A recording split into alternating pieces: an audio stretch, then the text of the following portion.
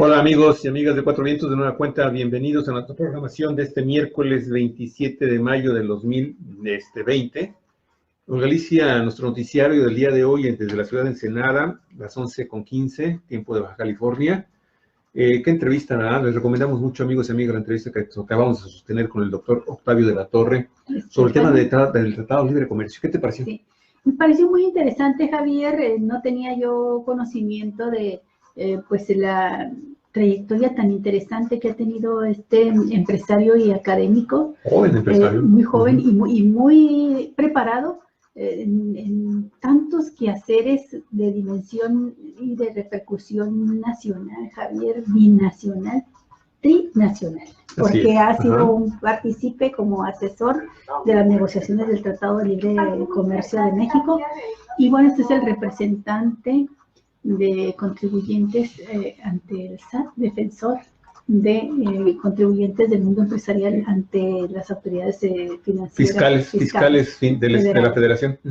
Sí. Y pues sí, muy interesante, amigos y amigas. Están divididos en dos partes. Tuvimos una pequeña interrupción con el tema de la conectividad, pero ahí está disponible, ¿eh? Ahí está disponible para que la escuche usted y reflexione sobre estos temas. Y bueno, pues arrancamos el programa del día de hoy, Galicia, con una nota muy interesante para empezar el programa. Fíjate que Elda Cantú, del periódico de New York Times, trae una nota muy interesante y que nos hace reflexionar y nos invita a pensar un número del 1 al 100,000. ¿Por qué importa? Al 100,000. ¿Por qué importa un nombre tanto como las cifras? En grandes cantidades y por sí solas, las cifras aturden. 100,000 y sentí así como si me hubieran dado un golpe, ¿no? Y confunden, aturden y confunden. Provistas de contexto pueden resultar tan sorprendentes como sobrecogedoras. Leemos con asombro, por ejemplo, que un chico de 11 años ha dado un giro de 1080 grados, 3 vueltas enteras en patineta, o bien que después de 17 años, es que no me imagino al chamaco tremendo, ¿no? Haciendo esto, y de por sí siempre nos asombramos cuando los vemos en sus patinetas subir, bajar por escalinatas, por pasamanos y saltar distancias e ir a caer en una barda. Parecen de veras que están hechos de goma y parecen que todos tienen aptitudes para hacer dobles de películas, Javier. Así es. De artistas de cine. Bueno, pues nos asombramos cuando vemos estas cifras. Un chamaco que en su patineta da un giro de 1080 grados, 3 vueltas enteras, o que después de 17 años bajo la superficie, fíjese, 17 años enterradas, las cigarras volverán a caminar sobre la tierra. 17 años, qué barbaridad, eso sí se llama resurrección, Javier. Así es. Y no a los 3 días, como dicen que lo hizo Cristo, sino a los 17 años, ¿no? Nos impacientamos al saber que no habrá vacuna contra el coronavirus en menos de 12 o 18 meses, aunque los científicos nos aseguren que sería de una velocidad inaudita. Pues sí, la velocidad es inaudita porque se tardan hasta 5 años en crear una nueva vacuna, pero al ritmo en que el coronavirus está llevando la vida de tantas personas, incluidos nuestros seres queridos, las personas más cercanas, pues 12 o 18 meses suenan a una eternidad. También preocupa leer que en marzo y abril, 915 menores migrantes, niños y niñas, fueron expulsados de Estados Unidos después de haber llegado solos a la frontera, o bien que hay 1.700.000 personas encarceladas y sin posibilidad de la sana distancia en América Latina, y que a falta de vacunas hay 80 millones de bebés en todo el mundo en riesgo de contraer sarampión, polio o difteria. A propósito de esto, platicaba con un médico que es amigo, con el doctor Antonio Becerra Ramírez, y me decía, estoy trabajando en una de las pandemias más difíciles. Le dije, ¿estás trabajando en lo del COVID-19? No, en el sarampión. Dice que ha resurgido en todo Una el fuerza país impresionante. y nadie se fija en ello y que está matando a una gran cantidad de niños y nadie se fija porque todos tenemos la vista puesta en el COVID. Oye, un pequeño comentario. El sarampión, amigos y amigas, tiene ya como una década que está regresando, Sí. y ha golpeado naciones también que económicamente son de las principales potencias en el mundo. Sí. Y no hemos hecho absolutamente nada como humanidad Sí, para erradicar estos temas. ¿Y cuántos niños, nos cubre la vista el COVID con todo y lo que significa de dolor y de muerte, y no nos permite ver que el sarampión nos está matando pues a muchísimos niños y que 80 millones de bebés en todo el mundo están en riesgo de contraer esta terrible enfermedad sarampión, así como polio o difteria. También batallamos para convertir a presas, carreteras e hidroeléctricas los 350,000 millones de dólares que China le ha prestado a los países en desarrollo. Fíjate nada más el papel que está ocupando China, Javier, sí, desplazando cada vez más a Estados Unidos como primer potencia mundial e incluso jugando las funciones de organismos financieros internacionales. Sí, y que tienen un broncón en este momento, Sí. Porque con la pandemia y con la caída de la economía a nivel mundial, muchas naciones a los que yo creo que les dio más de 50 naciones en vías de desarrollo, no saben cómo pagarlo. Sí, entonces 350,000 millones de dólares China los ha prestado a países en vías de desarrollo, pero alivia un poco también enterarse que 30 investigadores analizan miles de páginas para encontrar la causa por la cual al menos 3 chicos han perdido la vida en Nueva York debido a un síndrome relacionado con el coronavirus. Otro nuevo síndrome, Javier.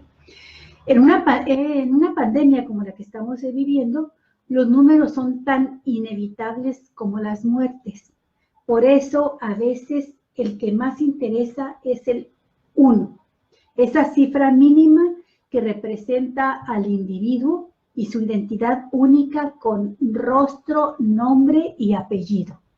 El 1 que ilustra la única esperanza que tenemos y que se trata de la esperanza de sobrevivir a la infección, de empatizar, de rescatar del anonimato a una tragedia de millones, uno por uno. Olvidar es imposible. Y mire, dice este trabajo de The New York Times, ¿cómo dimensionar la pérdida de vidas a causa del coronavirus? Al advertir que Estados Unidos se aproximaba a los 100,000 fallecimientos a causa del brote, los editores del periódico The New York Times sabíamos que teníamos que hacer algo de alguna forma para lidiar con ese número, dijo Simone Landon, que es editora asistente del departamento gráfico de este diario, influyentísimo diario a nivel mundial. Ella y sus colegas se propusieron singularizar las muertes y al mismo tiempo registrar la escala de la tragedia. Así que la portada del domingo pasado fue una larguísima lista de nombres que apenas representaba el 1% de los 100,000 fallecidos. Un inventario que apenas permite atisbar el duelo. Aunque el texto marca un triste hito estadounidense, tiene un eco tan universal como la muerte y la pandemia. Excelente. ¿Viste esa portada? Sí, Javier.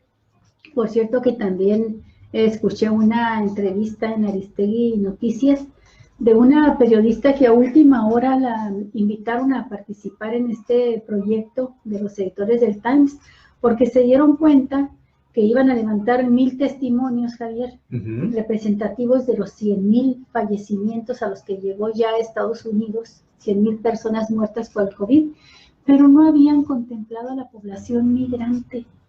Entonces contrataron a esta periodista mexicana para que hiciera rápidamente el trabajo de levantar testimonios de migrantes. ¿Cómo lo ves?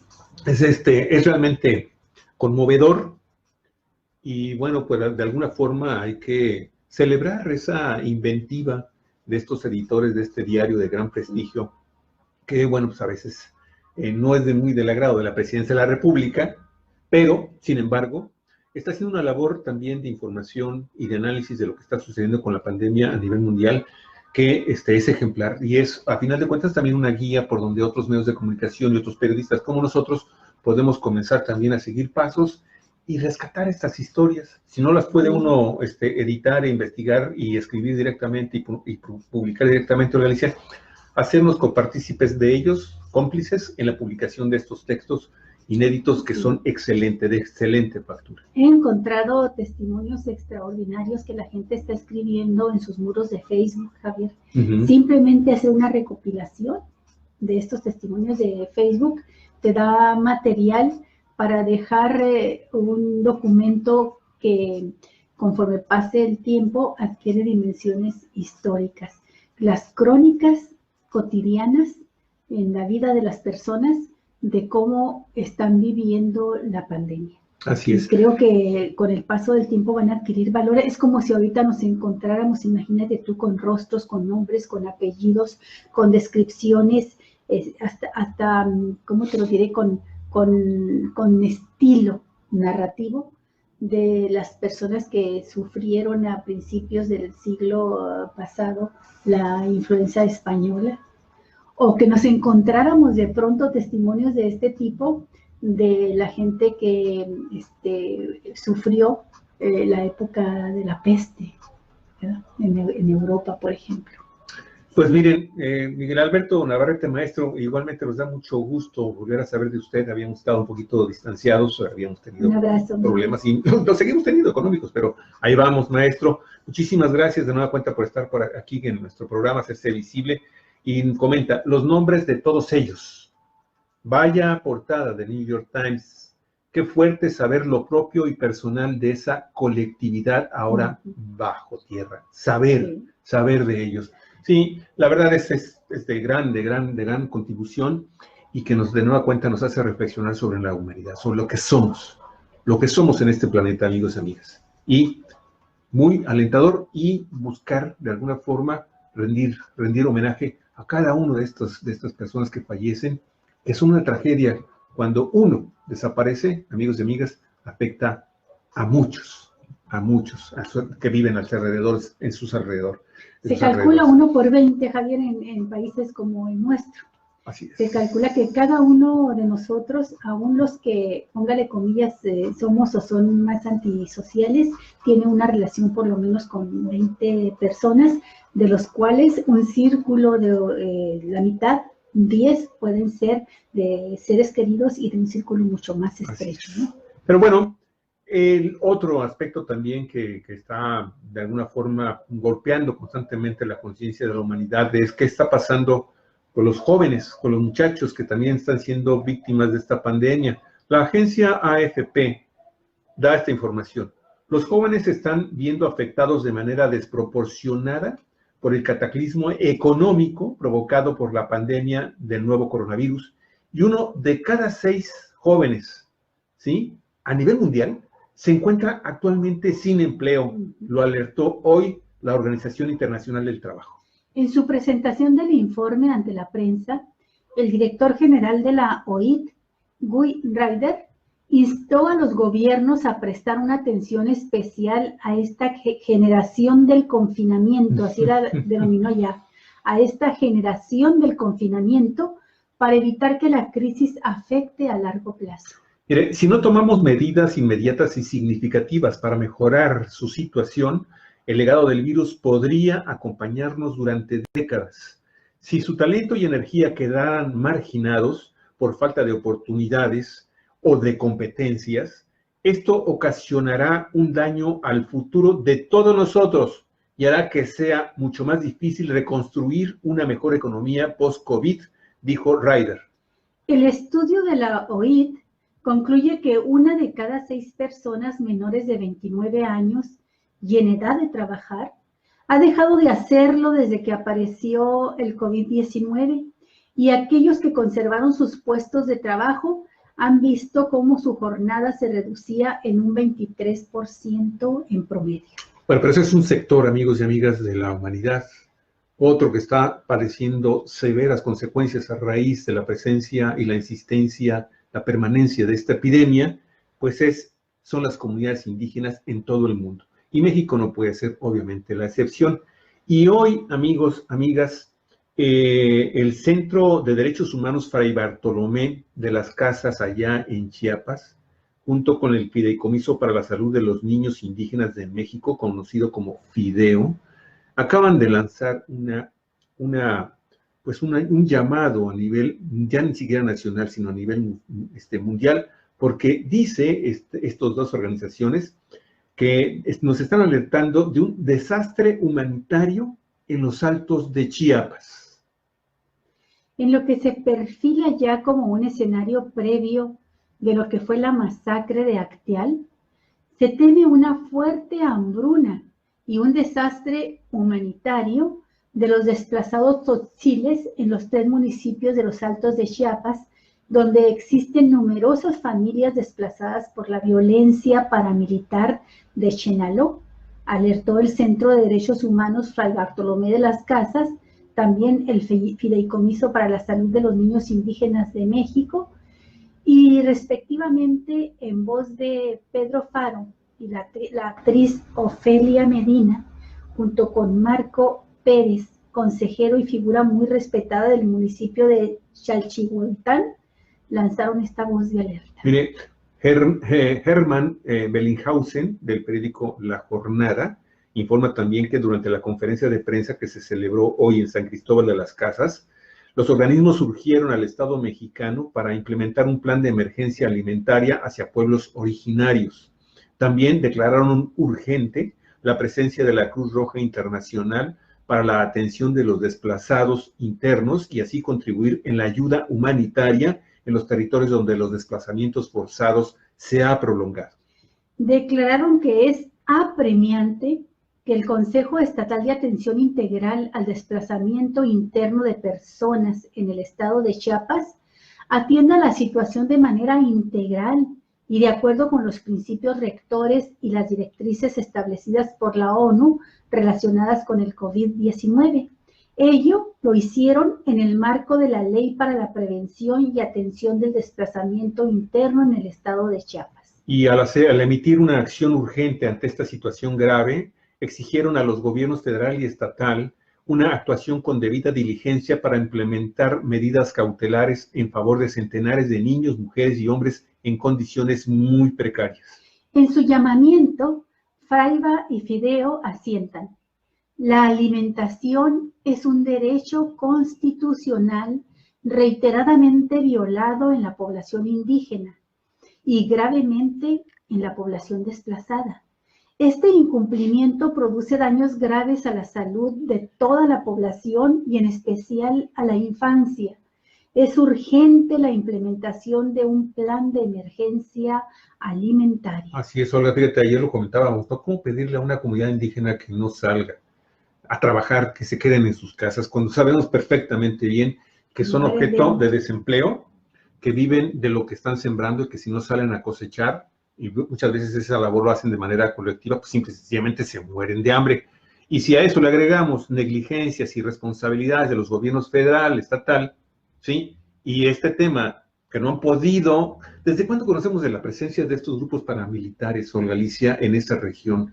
Que está en la zona conflictiva, ¿no? Como pues, el ejército zapatista, por lo menos a propósito de la nacional. Entrevista que tuvimos hace un momento con Octavio de la Torre, por lo menos, Javier, desde que se firmó el Tratado de Libre Comercio, el 1 de enero de 1994, ¿no? ¿Y qué tal? ¿Y qué han hecho estas autoridades? Las pasadas y la presente, tanto del Estado como de la Federación. ¿Qué han hecho? Ya van para 30 años. ¿Qué cosa? ¿Sí? 25 años, ¿quién ya? Oye, y hablando precisamente del gobierno federal, hoy, de acuerdo a Arturo Rodríguez García de la agencia APRO, el presidente Andrés Manuel López Obrador consultó a los expertos anoche y el diagnóstico resultó favorable a sus intenciones. La próxima semana, López Obrador iniciará una gira que se prolongará por una semana con el propósito de atestiguar el arranque de sus megaproyectos, los emblemáticos de la administración, entre los cuales el más importante pues, es el Tren Maya. Sí, esto lo informa la agencia APRO, Javier, y lo pone así en esos términos, sus proyectos estratégicos emblemáticos, ¿no? Bueno, pues sí tiene mucho interés el presidente en hacer este recorrido para ver cómo van las obras también. Necesitamos ir regresando poco a poco a la nueva normalidad, consideró López Obrador, para luego dar a conocer su itinerario. Sus actos no serán masivos, como le gustan, y solía realizarlos antes de que el coronavirus llegara al país. No más de 50 personas por actividad y guardando la sana distancia. Y por ello ha pedido a los ciudadanos que no acudan a sus eventos, aunque anunció que habrá personal recibiendo planteamientos y peticiones desde el lunes en cada uno de los estados que visitará. Bueno, lo había dicho hace un mes, dijo, y reiteró entre otras ocasiones el pasado martes que quería dar el banderazo a las obras del Tren Maya. Inclusive había anticipado que si no lo recomendaban los expertos daría un banderazo virtual. Pero hoy, en su conferencia de prensa matutina, anunció que sí, que el martes 2 de junio va a iniciar una gira para dar el banderazo al Tren Maya y visitar las obras de la refinería en Dos Bocas, Tabasco, como parte de una gira que recorrerá principalmente por tierra, Quintana Roo, Campeche, Tabasco y Veracruz, un día por estado. Sí, estoy aquí cuidándome. Puedo estar también en cualquier estado cuidándome, dijo el presidente, quien anticipó acatará disposiciones de sana distancia como el cubrebocas en la aerolínea comercial, si así lo dispone. El detalle destacó porque el mandatario no ha utilizado cubrebocas desde que se extremaron las medidas sanitarias con la distancia social. Bueno, y hablando del presidente de la República, Javier, también anunció que empieza la distribución de recursos a los gobiernos de los estados, un recurso extraordinario de 60,000 millones de pesos del Fondo de Contingencia. Esta nota nos la dan a conocer Enrique Méndez y Alonso Urrutia del periódico La Jornada. El presidente Andrés Manuel López Obrador informó que autorizó a la Secretaría de Hacienda iniciar la distribución en los estados de los recursos del Fondo de Contingencia, que cuenta con casi 60,000 millones de pesos, amigos y amigas, pero también pidió a los gobernadores un plan con medidas de austeridad. Híjole, a ver cómo le hacen para cuidarle las uñas a muchos de los gobernadores, Javier. Me estoy recordando otras ocasiones en que los otros presidentes han entregado recursos a los estados y luego lo primero que aparece en las auditorías de la Auditoría Superior de la Federación son la mala administración de estos recursos. Espero que ahora sí existan dos elementos fundamentales. Una fiscalización en tiempo virtual de cómo se ejercen los recursos y sanciones graves, Javier, drásticas, si es que desvían estos recursos, porque ya la corrupción es un delito grave. Bueno, pues en su conferencia matutina, López Obrador explicó que los fondos se utilizarán para pagar deuda pública, mientras el titular de Protección Civil, David León, defendió el Fondo para la Atención de Emergencias, el FONDEN, que está considerado entre los fondos a desaparecer por la iniciativa del coordinador de Morena, el diputado Mario Delgado. El instrumento no es corrupto, el que puede hacer mal uso es el funcionario, dijo. León refirió que en el año 2019 solo se utilizaron 4,750 millones de pesos del Fondo para la Atención de Emergencias, casi una tercera parte menos de lo que se ejerció en 2018, por 14,839 millones de pesos. Expresó que en contraste con eventos como el sismo de 2017, donde la Auditoría Superior de la Federación detectó que los recursos supuestamente destinados a atender la emergencia no se emplearon en su totalidad, ahora se procura que los fondos se utilicen de manera correcta. Pues sí, doña Alicia, yo nada más un comentario. Si a final de cuentas el gobierno federal conoce que hay corrupción en estos fondos, pues lo más sencillo es pues atacar a quienes están haciendo mal uso de estos fondos públicos, ¿sí? Lo más sencillo es iniciarles procedimientos de carácter administrativo o penal, ¿sí? Y revisar fondo por fondo en sus cantidades para ajustarlos a la realidad. Sí, se refieren a los de 2017, ¿verdad? Sí, 2017, 2018 e incluso ahora, ¿no? Porque Olga, por ejemplo, imagínate quitarle fondos. Lo sabemos, por ejemplo, por el caso de Baja California y el caso concreto de Ensenada, ahora que se incendió hace 2 años el bosque de los Atenuatas, ¿sí? Durante una contingencia que se perdió uno de los últimos reductos de esta especie de pino casi endémico que está por desaparecer del planeta, ¿sí? eran 200 hectáreas aquí, en el norte de la ciudad de Ensenada, un lugar precioso, amigos y amigas, se lo llevó los incendios forestales. Jamás recibieron un centavo de este fondo, y pese a que lo solicitaron. En fin. Oye, y esta nota también, de APRO. Sí, fíjate que Mathieu Tourrier saca esta nota con la base de un informe también y de una publicación que hace la organización Artículo 19. Tú sabes que en este momento las relaciones entre los medios de comunicación y las organizaciones de periodistas a nivel nacional e internacional con el gobierno federal y con Andrés Manuel López Obrador no son las mejores, ¿sí? Se traen ahí fintos entre ellos, se traen denuncias, se traen acusaciones mutuas, y hoy en esta nota, ¿sí? Pues la verdad es que se está haciendo un señalamiento muy fuerte a las conferencias matutinas de Andrés Manuel López Obrador.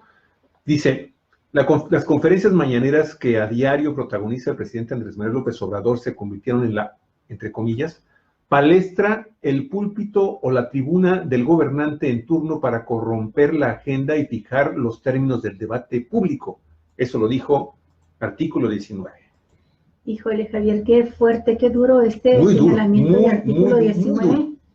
Yo le agregaría, Javier, a esto, que como periodista, lo comentábamos hace unos días, ¿qué daríamos los periodistas por tener la oportunidad en cada estado de la República, estoy hablando en este caso de Baja California, de que cada día el gobernador del estado se pusiera al frente de una conferencia de prensa mañanera, nos escuchara a los periodistas, entrevistarlo, plantear los asuntos de interés de la comunidad, y que aquello que no estuviera en condiciones de responder se comprometiera a llevar al secretario de gobierno, a invitar al fiscal independiente, a llevar a la secretaria de Bienestar Social, llevarnos a todos los funcionarios para romper ese silencio con el que se ha estado manejando el gobernador del estado, y que solamente da entrevistas a algunos de los medios donde sabe que lo van a tratar muy bien, Javier, o que simplemente da, ¿cómo se llama? Videos, transmite por video la información donde nadie lo cuestiona. Entonces, estas conferencias mañaneras que no tienen ningún otro país de la República, ningún otro mandatario las está realizando, para mí serían como un banquete, desde el punto de vista periodístico, de tener la posibilidad de estar participando ahí, y me llama la atención. Durísimo contra Andrés Manuel López Obrador. Muy a la ofensiva contra el presidente de la República, Javier, lanzándose en contra de las mañaneras. Hay que recordar que no hace mucho hubo también quien pretendió que el doctor Hugo López-Gatell no diera conferencias de prensa, y lo solicitó oficialmente. Sí, pidió un amparo. Y bueno, pues solicitó un amparo que le fue negado, y ahora es a través de otro mecanismo que es este Artículo 19, una organización que surgió para la defensa de los periodistas, pero que ahora se dedicó a hacer un análisis de las conferencias mañaneras.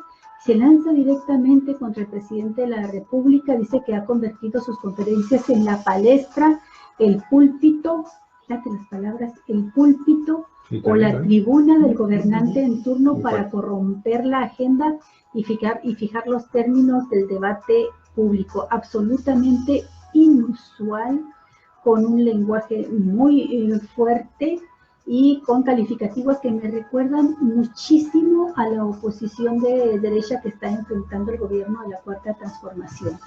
Sí, bueno, pues en su informe, Artículo 19 agrega: en su intento por ganar la narrativa, el presidente ha hecho de su palabra un instrumento y un arma de gobierno. En su informe anual, la organización observó que en el primer año de gobierno de la llamada Cuarta Transformación, no solo continuó la violencia contra la prensa, hubo 609 agresiones contra periodistas, el mayor número en la historia, y 10 asesinatos cobijados por un 99% de impunidad. Hay que ver cuáles de estos serían atribuibles al presidente de la República, Javier, porque su informe va contra el presidente. sino que se agravó la polarización de la sociedad, incentivada en gran parte por las redes sociales, eso es cierto, donde se vomita el odio y la discriminación con desinformación hacia los más vulnerables, absolutamente Sí, y cierto. aquí, Olga, este vómito es de ambos lados, ¿eh? Así Es es. de ambos lados, no nada más le correspondería la parte de la gente que está en redes sociales apoyando al presidente y a la cuarta generación. La derecha y la ultraderecha La es violencia una verbal cosa de la impresionante, derecha, ¿eh? ¿sí? Descalificaciones a todo lo que dan, amigos y amigas. Insultos, Nosotros estamos ofensas. evitando los bots, hemos estado cortando mucha gente que nos estaba metiendo porquería y media, tanto en esta página de Cuatro Vientos como en Comunidad Cuatro Vientos. Pero, amigos y amigas, ustedes lo saben. ¿Cuántas cosas no se dicen ahí? Sí. Ahora, Javier, hay que subrayar un aspecto que es totalmente novedoso, y nosotros que tenemos más de 30 años en el periodismo podemos afirmarlo de manera tajante. Nunca se había disfrutado tanto de la libertad de expresión. Nunca tantas personas habían tenido derecho a decir lo que les diera su gana sin sufrir ninguna consecuencia represiva por ello. Nosotros hemos sido también objeto de represión cuando trabajamos en algunos medios. El más reciente fue aquí en la radio, donde definitivamente se nos cerró toda posibilidad de realizar nuestro programa por el aspecto crítico que tiene este programa. Y ahí quiero comentar esto. Artículo 19, amigos y amigas, cuando nos pasó este tema de la censura. ¿Nos llamó? De la estación 92.9, 9. Aquí en Ensenada, en FM, amigos y amigas, se puso en contacto con nosotros, sí, y le dimos información y nos tuvo ahí bajo observación y nos mandaban 2 o 3 correos diciendo, ¿cómo van? O sea, la verdad es que también el artículo 19 hace muy bien su labor, pero oye, pero hoy es inusitado lo que está haciendo, tremendo, pues, no incluimos, casi alineado en la misma estrategia y ofensiva de la oposición de derecha contra el gobierno de López Obrador, pero además de Javier mezclando las situaciones, los análisis de una manera pues que no le da ni pies ni cabeza, porque tan pronto como habla de que López Obrador usa un púlpito, es decir, que como púlpito utiliza el estrado desde el cual da la conferencia de prensa cada día, todas las mañanas. Lo pone a nivel de misa, ¿no? Sí, y se parece a las críticas que hace la derecha a los seguidores de López Obrador, a quienes les dice que son feligreses. Es de llamar la atención el lenguaje que está utilizando artículo 19. Es lamentable que lo hagan en esos términos, y luego enseguida se va a hablar de las agresiones, cuando muchas de las agresiones que están sufriendo los periodistas provienen de gobiernos municipales, de políticos locales, del crimen organizado y, en fin, de instancias que no son instancias del gobierno federal, Javier. No digo que no existan, digo que la inmensa mayoría son de otros órdenes de gobierno, de gobiernos de signos políticos diferentes, panistas, priistas, gente de PRD, etcétera. Así es. Y entonces dice, hubo 609 agresiones contra periodistas, el mayor número en la historia. Pues ahora se registran. Antes ni siquiera se denunciaban, Javier. Y hubo 10 asesinatos cobijados por un 99% de impunidad en este primer año de gobierno de López Obrador. Dice, se agravó además la polarización de la sociedad. Es cierto, esta polarización, dice, se agravó, pero la venimos arrastrando desde antes de 2006, cuando desde las cúpulas de gobierno se pretendió algo inusitado también, que fuera el desafuero del jefe de gobierno de la Ciudad de México para cerrarle el paso a la candidatura presidencial. Desde entonces se ha estado, luego todo esto se potenció con la aparición de las redes sociales, de Facebook y demás, pero todo esto se ha potenciado desde una oposición absolutamente intolerante y violenta. Sí, ya habíamos comentado lo del vómito, pero mire, este documento de 270 cuartillas, este informe anual, la organización, artículo 19, realizó un diagnóstico aterrador sobre la situación de la libertad de prensa y el derecho a la información en México, donde los discursos intolerantes son potenciados mediante ataques de bots en redes sociales, lo que estábamos diciendo, Carmen Aristegui, el asunto actual con el tema de Notimex. Las solicitudes de información a menudo son negadas bajo el pretexto de que las informaciones son inexistentes y la publicidad oficial sigue otorgándose de manera discrecional, aunque con montos mucho menos exorbitantes que las administraciones pasadas. No hay duda, concluye artículo 19, de que la violencia y la hostilidad de los líderes políticos hacia la prensa se disparó en 2019, pues quienes deben ser escrutados por el ojo público de pronto se sienten con la legitimidad y el permiso para demostrar y atacar a sus escrutadores. En el caso específico de nosotros con el gobierno de Jaime Bonilla, Alicia, a ti te ha tocado, por ejemplo, el hecho de que estás participando en algunos foros, en algunos debates en redes sociales sobre acciones del actual gobierno, ¿no? Del actual gobierno o del representante. En este caso quiero específicamente citar el caso de Alejandro Ruiz Uribe, ¿no? En el que tú hiciste un comentario sobre algo que él posteó, que puso en un Messenger, en un mensaje en Facebook. ¿Y cómo te contestó? ¿Cómo te contestó? Pareciera una amenaza velada, ¿no? De que una más, ¿no? Otra más, te las estoy juntando. Aragón Castillo le dije, ¿qué otra más qué? ¿Es una amenaza o de qué se trata? Eso tiene que ver más que nada con el perfil de Alejandro Ruiz Uribe, muy, muy, muy belicoso. No lo ha hecho nada más contra mí, lo ha hecho contra todo aquel que expresa alguna opinión crítica. Pero lo que yo quiero subrayar sobre todo es que ahora los periodistas podemos expresarnos y podemos decir lo que se nos dé la regalada gana, Javier. Pregúntese, mejor dicho, qué ha sucedido con los periodistas asesinados en el ejercicio de su poder, como sucedió con Miroslava Bridge, con Javier Valdés, con muchos otros, o con la misma Carmen Aristegui, que le cerraron su programa, y que la represión vino directamente y comprobada desde los Pinos, desde la presidencia de la República. Y en el caso de Andrés Manuel López Obrador, dice que él ejerce su derecho a la réplica y seguramente se excede en sus réplicas verbalmente, pero jamás en todos los años de su vida política ha recurrido a un medio de comunicación para que critiquen, sancionen, castiguen o despidan a un periodista, ¿no? Y así eso también lo tenemos nosotros. Un tema que yo creo que estaría muy interesante que pudiéramos alentar algún tipo de programa especial o iglesia de debate, de diálogos, en el que podamos tener finalmente la versión de otros colegas que están en este país, en tu estado, en la Ciudad de México, aquí mismo en Baja California, que pudiéramos tener algún intercambio para debatir sobre este tema. Bueno, Daniela Barragán del periódico del portal Sin embargo, México llega al día 66 de la jornada de sana distancia con 8.134 decesos por COVID-19 y 74.560 casos acumulados. Con esa cifra entra a la fase de la nueva normalidad para retomar las actividades sociales, económicas y productivas.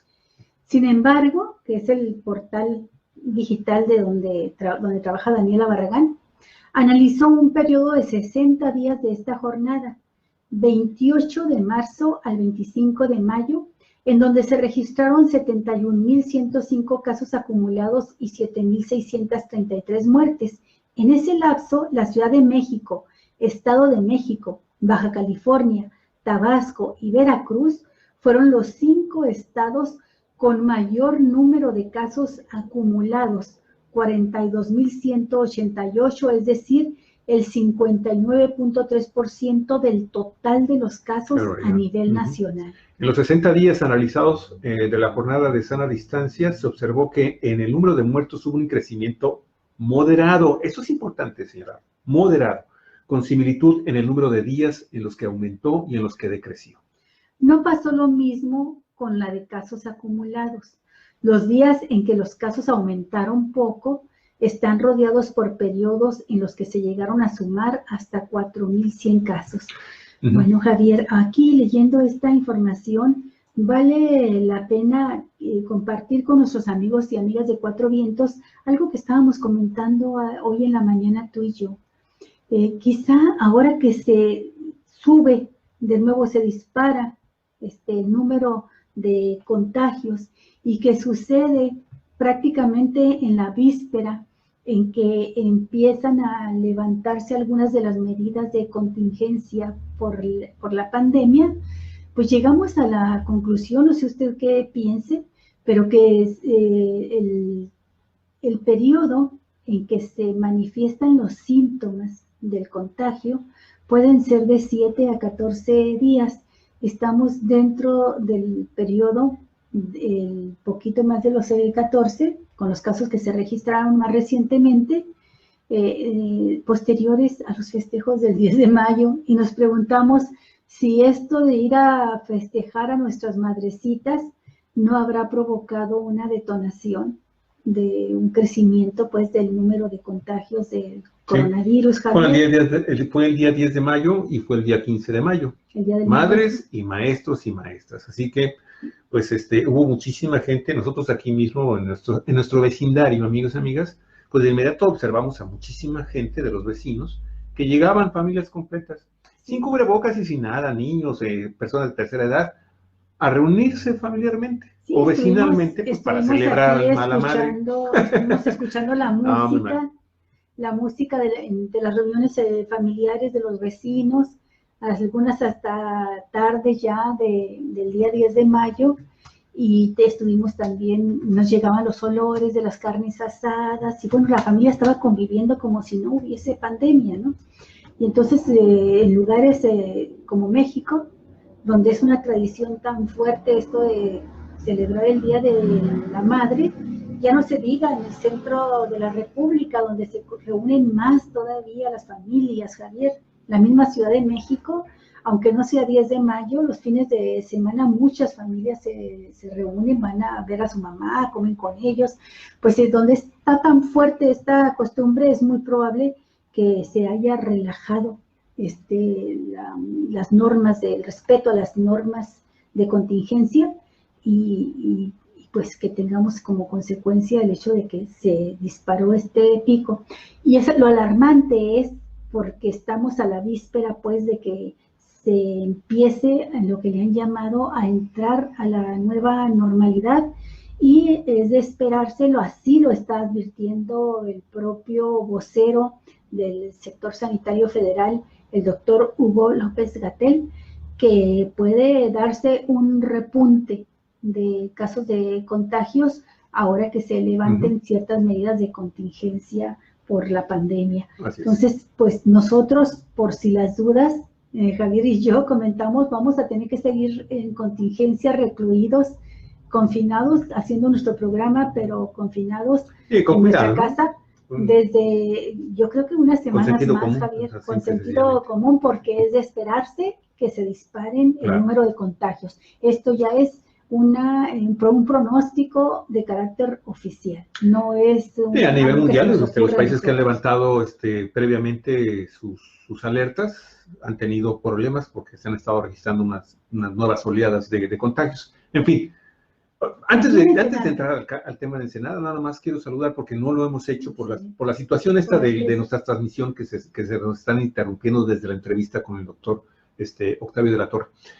Véala, escúchala, está muy buena.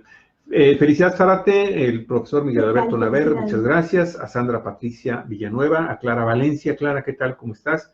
A nuestro estimado amigo Daniel Arellano, también a Sergio Soria, muchísimas gracias. Nos dice Gaby González. Hola, ¿cómo están? Hola. Muchísimas gracias, muy bien, Gaby, te agradecemos mucho el que estés con nosotros, de nueva cuenta que hayas regresado acá, al programa número 2, a la parte número 2. La primera parte está bajito de esta transmisión, así que, por favor, si quieres escuchar la primera parte, pues estamos a sus órdenes. Elia Caray, muchas gracias, muy amable también por estar con nosotros, muchísimas gracias. Oye, lo que está sucediendo en Ensenada, Olga, lo que está sucediendo en Ensenada es muy importante, amigos y amigas, en Ensenada. El municipio de Ensenada reportó en las últimas 36 horas un incremento significativo en el número de casos confirmados de COVID-19 entre su población rural y urbana. Estadísticas que coinciden con la alta exposición que los habitantes tuvieron en la pasada celebración del Día de las Madres, el 10 de mayo, y en el día 15, Día del Maestro, en el que muchos desoyeron el consejo de no salir de casa o no celebrar familiar o masivamente estas festividades. En un comunicado, el presidente municipal Armando Ayala Robles informó que con base en la actualización de la Secretaría de Salud, hasta las 12 horas de hoy y en un lapso de 24 horas, se registraron 242 casos positivos a COVID-19, de los cuales 219 se ubicaron en la ciudad de Ensenada y 23 más en el Valle de San Quintín. También notificó 21 casos sospechosos, 19 en Ensenada y 2 en la región sur, en el Valle de San Quintín, ¿sí? Y se habían registrado 35 defunciones en la zona urbana y 3 en el Valle de San Quintín. Y escuche usted la pregunta que hizo el alcalde ensenadense. ¿Prefieres estar encerrado o enterrado? En un mensaje contundente, porque queremos que la población haga conciencia, repitió la pregunta. ¿Prefieres estar encerrado o enterrado? Y le pide a toda la gente que se sensibilice y actúe de manera responsable. Así que si usted no tiene causa justificada para salir, pues le reiteramos el exhorto, quédese en casa. Así es. De hecho, dijo que se sigue registrando una gran afluencia de personas en las calles y en espacios públicos de la ciudad y de la zona rural, y reforzó esta versión con estadística. Dijo, en los filtros sanitarios y de seguridad impuestos por el gobierno local, en las últimas 24 horas se registró una afluencia vehicular muy nutrida. Tan solo en los retenes ubicados en las delegaciones Francisco Zarco y el Sausal de Rodríguez, colindantes aquí con la metrópoli porteña, se contabilizó el cruce de 3.151 automóviles, de los que únicamente 34 conductores decidieron voluntariamente regresar a su lugar de origen. Y en San Quintín, en la punta coronera al sur del municipio, cruzaron 2.475 vehículos, en su mayoría de tránsito local, tanto de residentes de diversas delegaciones de la zona sur, como también transportes de carga. En los recorridos se intervino a 25 personas, 10 transeúntes y 15 automovilistas, quienes acreditaron su presencia en las vialidades y a quienes invitó a retornar a su hogar una vez concluidas sus actividades esenciales. Y bueno, recomendó, amigos y amigas, acatar lo de la sana distancia, pero también cumplir con el horario restringido que tenemos en este municipio para poder estar en la calle. Usted no sé si lo sabía, pero de las 9 de la noche hasta las 6 de la mañana, restringido. Pues, cuidado, eso no puede salir, no puede salir. Bueno, y un tema, Olga Alicia, que yo tenía muchas ganas de preguntarle a Octavio de la Torre sobre este tema, pero bueno, la transmisión. La Cámara Nacional de Restaurantes y Alimentos Condimentados en Baja California decidió acudir al amparo en contra del impuesto sanitario que pretende imponer la Cámara de Diputados local a diferentes giros comerciales, entre ellos el gastronómico, luego de que la presidenta del organismo legislativo, Montserrat Caballero Ramírez, insinuó que los empresarios del ramo corrompen a inspectores para evitar auditorías y multas. Pobrecitos, los corrompen como si fueran menores, ¿no? Son corruptores de menores, no, son corruptores de inspectores. Miguel Ángel Badiola, secretario general del Consejo Ejecutivo de la Canidac, anunció en un comunicado: acabamos de cancelar una reunión con los legisladores para abordar la reforma a la Ley de Salud, porque son muy consecutivas las agresiones que estamos recibiendo públicamente de parte de esta diputada Montserrat Caballero, y que no tenemos el gusto ni siquiera de conocer. Oye, parece que la arrogancia comienza ya a desdoblar la personalidad de quienes solicitaron el voto en el año pasado para un cargo de elección popular aquí en Baja California. No es la primera legisladora que sabemos que cualquier crítica que se le haga, cualquier cuestionamiento a su proceder, a su forma de trabajar en materia legislativa, le contestan, pero sí como si usted le hubiera mentado la madre. Sí. Y la verdad es que pues no ha sido bueno, porque a final de cuentas nos hemos dado cuenta de qué tipo de personas son, su perfil. También que la misma legisladora, Montserrat Ramírez Caballero, señaló ayer en una entrevista telefónica que la nueva disposición fiscal entrará en vigor de cualquier forma, sin precisar el monto del valor de la licencia sanitaria para los negocios que deberán pagarla para seguir operando, aun cuando la Canidac sabe que el promedio del costo de la licencia en otros giros comerciales donde ya se aplica es de casi 17,000 pesos. 17,000 pesos. Ya nos quedó muy claro, no hay necesidad de reunirnos pese a que solicitamos esa reunión para informarnos y sensibilizarnos en el tema. Nos vamos al amparo, manifestó el empresario a medios de comunicación en Tijuana. Previamente, Caballero Ramírez, coordinadora del Grupo Parlamentario de Morena y titular de la Junta de Coordinación Política del Congreso, negó que los diputados aprobaron un impuesto para gravar a los empresarios a través de una licencia sanitaria. Entonces no es cierto. Agregó que ese documento sanitario no solo deberán tenerlo los negocios de comida, sino también aquellos que manejen artículos perecederos como almacenes, distribuidores y todo aquel que manipule de alguna manera productos que puedan ser contaminantes. El Poder Legislativo, dijo esta diputada, ¿sí?, está del lado del sector empresarial para apoyarlo, no para causarle algún tipo de perjuicio, pero también tiene como tarea prioritaria velar por los intereses de la ciudadanía. Bueno, pues suena bien, Javier. Fue entonces que afirmó en la entrevista radiofónica en Tijuana: por desgracia, las autoridades han detectado una gran corrupción en este ramo gastronómico por parte de algunos de los inspectores de la COFEPRIS, la Comisión Federal para la Protección contra Riesgos Sanitarios, pues se detectó que estos malos elementos, al llegar a un restaurante o negocio de venta de alimentos, ni siquiera traspasaban la puerta para cumplir con su misión de revisar si se cumplía con las normas establecidas, sino que solo estiraban la mano y se retiraban. Pero fíjate cuál fue la respuesta a esto que ella está denunciando, a un problema que se resuelve de nueva cuenta, Galicia, combatiendo la corrupción dentro de la institución. ¿Sí? Así es. Agarrar a los inspectores y para quién trabajan esos inspectores. ¿Sí? Y denunciarlos ante autoridades administrativas y penales. Sí, claro. Y no nada más a los inspectores, sino a sus jefes. Claro. Pero no hay nada. Y como no dan nombres, la respuesta de los legisladores. Por ello, afirmó, los diputados tuvieron que tomar medidas para proteger a los consumidores. ¿Cuál fue? Esto, el nuevo gravamen, no solo beneficiará a los comensales, o sea, están corrompidos, pues ahí les va un impuesto, un nuevo gravamen, por favor. En el caso de los restauranteros, sino al mismo empresariado, ya que al mostrar que cuenta con su licencia sanitaria, dará confianza a su clientela y acudirá sin ningún resquemor a ese establecimiento una vez que se levante la restricción de la pandemia. Javier, esas licencias sanitarias han existido siempre. Yo he visto muchos restaurantes, desde los más lujosos hasta los changarros casi callejeros, que tienen, algunos tienen hasta enmarcada y con vidrio sus licencias sanitarias, y esas licencias no son garantía de nada, precisamente porque se dan en términos de corrupción y porque no hay una revisión, una inspección constante de cómo funcionan esos establecimientos. Claro.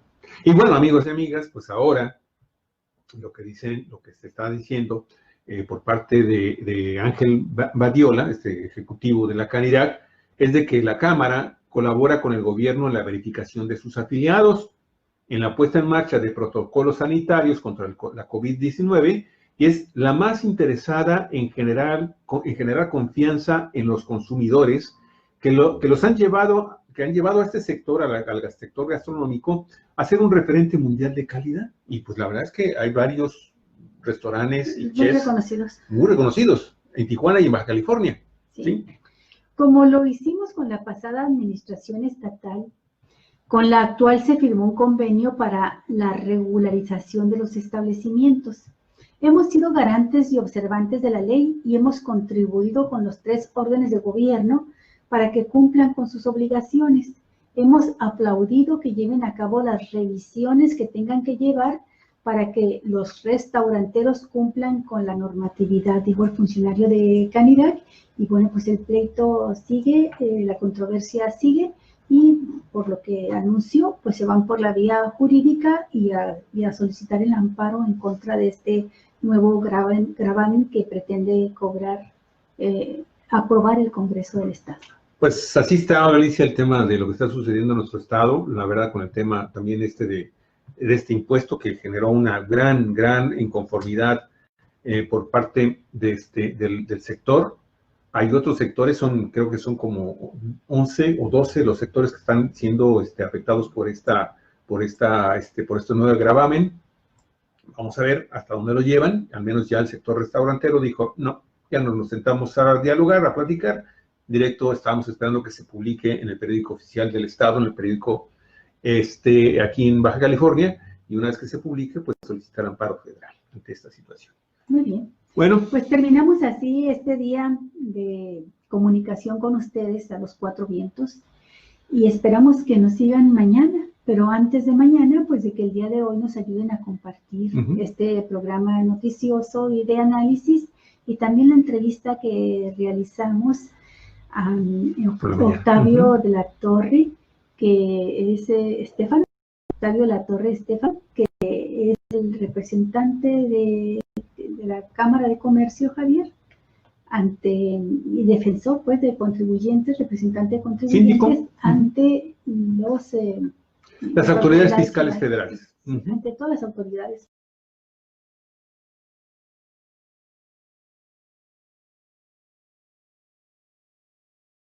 Ya estuvo.